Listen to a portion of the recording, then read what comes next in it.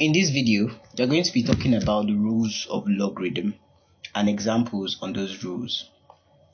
So let's start off by listing the rules of logarithm. So the first rule of logarithm is the addition rule, which states that the log of, say, a number base a multiplying to, let's say, x and y is equal to the log of a x plus the log of base a y. So basically saying the multiplication of two variables x and y is equal to the separate sum of their logarithms. And the second rule of logarithm that we need to take note of is log. Say we have two variables dividing themselves with a base a, this would become log of a x minus the log of base a y. So if we have two variables dividing themselves with a base a, then that is still the same as the log of each of the variables subtracting themselves. So another important rule we need to take note of is say we have the log, the same base a, and we have x with the power n, then this would become our x. The power would eventually go to the back of our logarithm. So this would become the log of a n times log of a x. So that's the third rule. Then another rule that you should take note of is that say you have the logarithm of a base a and you are looking for the logarithm of a number a with the same base a. So the result is 1. Another thing you should take note of is say you have number 5, say you have the logarithm of a 1, logarithm of 1 regardless of any base equals to 0.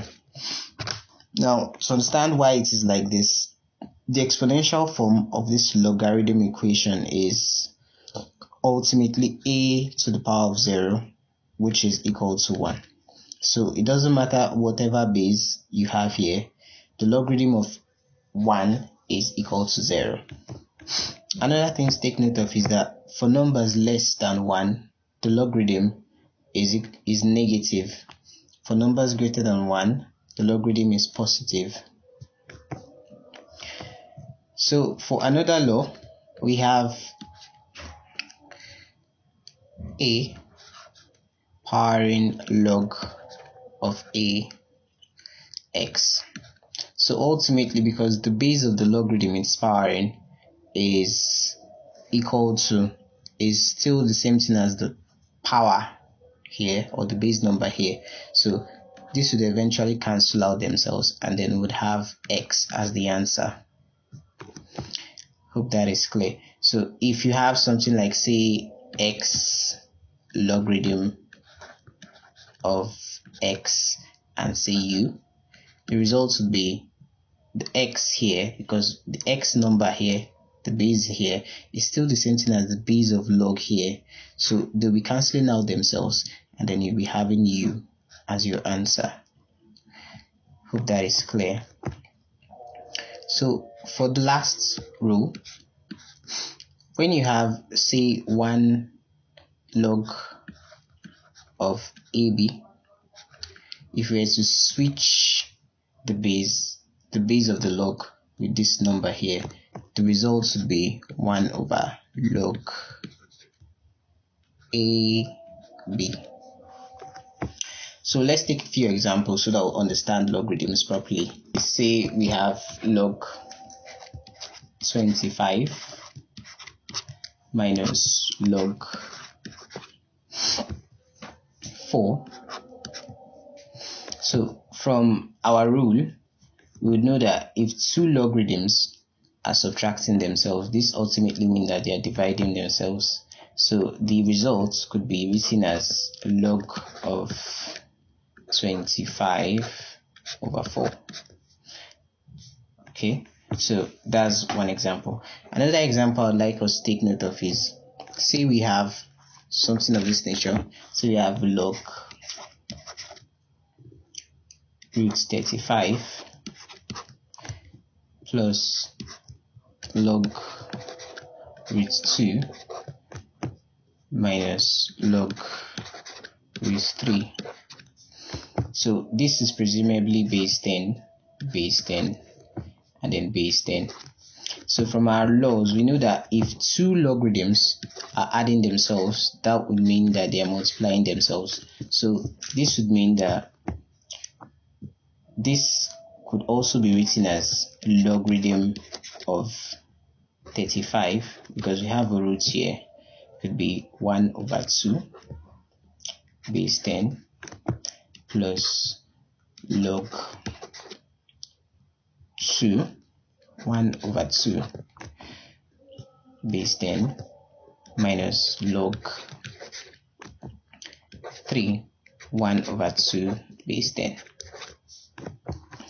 So from our law that says if you have the logarithm of a number with a base, say a, the power goes to and multiplies the logarithm, so it becomes n log x base a. So that's what we're going to do for each of these logarithms here. So we are going to be saying half log 35 plus half log 2 minus half log 3. So if you look at these equations, we have a common factor of 1 over 2, 1 over 2, 1 over 2 here. So we are going to be factorizing or removing that number from these three values here. So we'd have equal to 1 over 2. We're now going to open the bracket and we're going to write each of these variables down. So we have log 35 plus log 2 minus log 3. So this becomes equal to, now we have these ones carefully aligned to our rules that we just visited recently. So we know that if we are adding two logarithms, it's still the same thing as multiplying their values. So we could say 35 times 2 divided by 3, that's for the minus side. So we could also say half.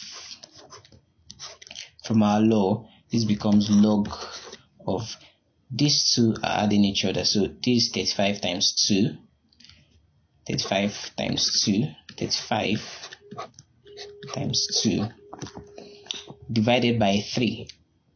That's 3 we got here, divided by 3. So this is ultimately divided by 3.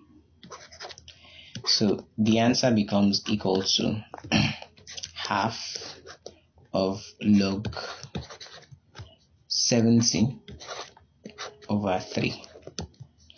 So that's the answer to our question. Let's take another example so that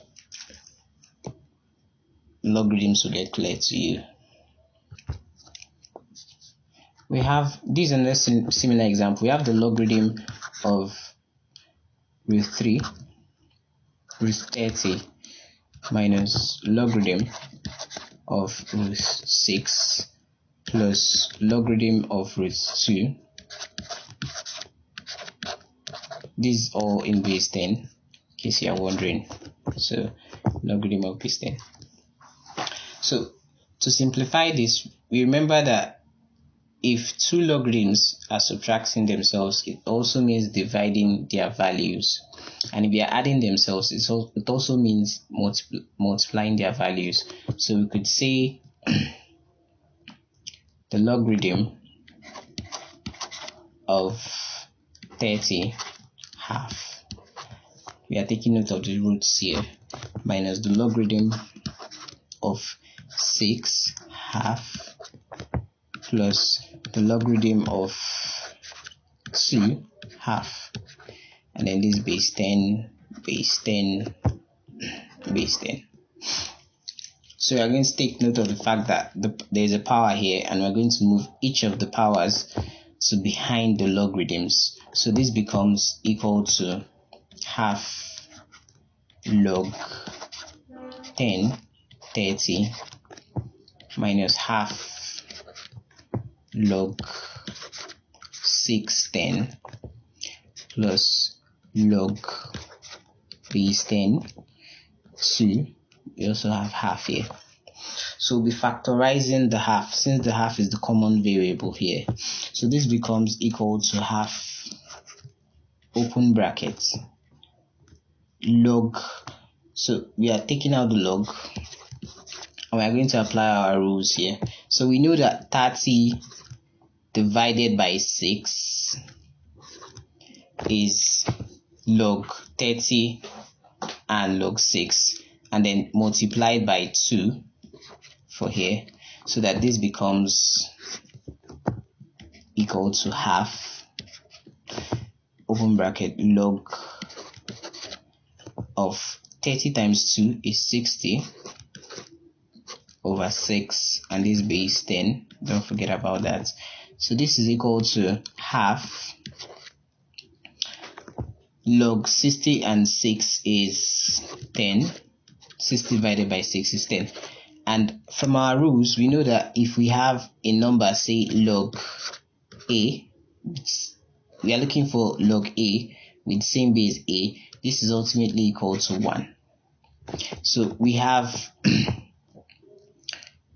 half, which is equal to half log 10 for base 10 is 1, so we are multiplying 1, and then the answer to this problem is half. Let's take another example. Say we have something like exponential ln x. We have something like exponential ln x. Now lns are just the natural form of logarithms, so we could say ln is log of base e. Now this equation can be written as e log base e x. Now remember from our law, when we have a number, say we have x, a variable x, powering with the power of log x to any number, say 4 or say u, the result would be this log cancelling out this log, so the result will ultimately be u. So in this case, it's still the same logic. So this log of base e is going to cancel this log of base e, so this will ultimately be x. So the answer to this problem is x.